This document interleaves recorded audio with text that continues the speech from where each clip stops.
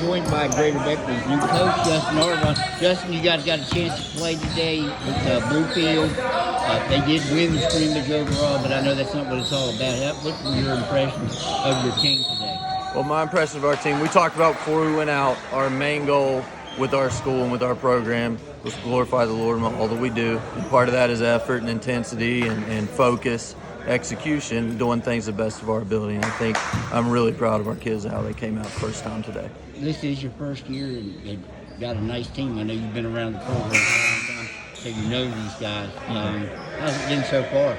Oh, it's been a lot of fun. It really has. I think they've responded well to the change. Of course, we all love Coach Helton, and you know, if things were in a perfect world, we'd like him to still be the head coach. Even myself, he was my head coach. But I'm excited here, and I think we do have a good team and a good chance this season. You think if the season had been regular, started regular time, he would have finished out the year? You know, I'm not real sure about that. I haven't asked him that question, but just wondering. Yeah. You got really nice players. Kaden Smallwood's a guy back. He's the one starter back from the state tournament team. They didn't play, but it was a state tournament team. Talk about him, what he means to the program, what your expectations for him. Oh, Kaden comes with massive expectations from me. He's a good kid. I've coached him for a while. He plays real hard. He's skilled.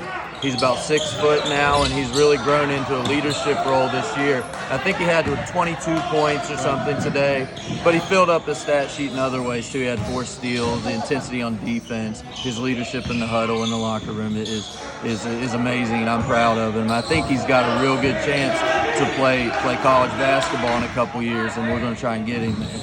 And another guy that probably has some big opportunities to do that is your big man, Jordan McGinnis. He played really well for coming out and having been off for a year. Right, yeah. Jordan's come out. He works real hard in practice. Of course, he's got a little rust to him. He did sit out a year, but you can see from the scrimmage, he's a pretty skilled big man at 6'9". Can't teach that height and length, and he is a very, very good basketball player. Needs to get a little more confident and physical down low, but he's going to end up being a really, really good player. I thought his passing was as good for a big man as I've seen in a while.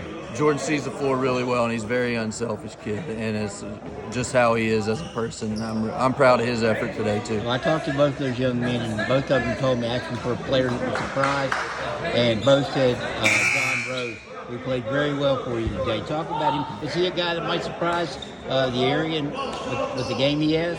Without a doubt. John's a very, very proficient scorer. He's a very good defender. He's about 5'10", 5'11", but he's longer than that. He's got long arms, good reach, and he just plays real hard. And of course, his dad's also John Rose, who was a very good scorer in high school in the area, and so he's got a good background there. But he's going to be an outstanding player. Did his dad play at Shady? Dad played at Shady. Yep, I remember him. That means I'm getting old. Thanks. Just not appreciate it. Okay, yeah. Sorry about that. Some of the guys that some of the guys that are going to be role players for you, and what their roles might be. Okay. Well, for example, we got Ezra Drummiller, a captain, right? Captain, a senior, great leader, outstanding human. I call him an outstanding citizen because he is. He's just a great kid, almost a grown man already.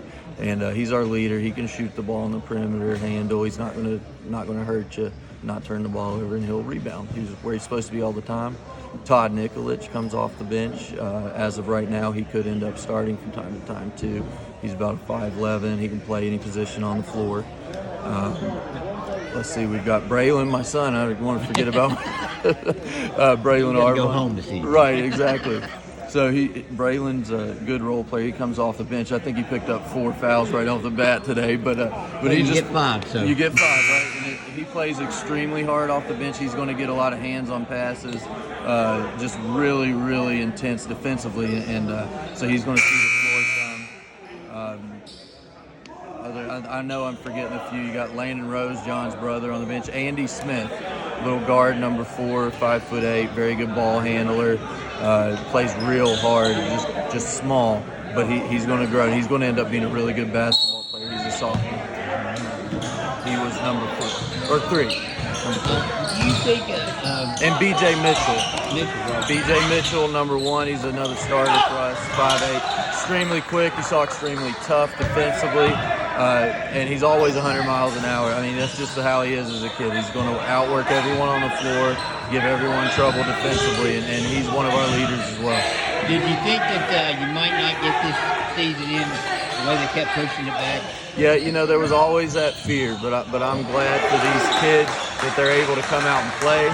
It's important to them, put all the work in that they do, that they get this opportunity. And as adults in the state of West Virginia, I think the onus was on us to make this happen. I think it was on the adults in the state of West Virginia to make sure we did whatever we could to have these kids be able to play, because that's their opportunity. A lot of them want to play college, and we can't strip that opportunity from them. They work way too hard. Justin, I appreciate it. All right, thank you.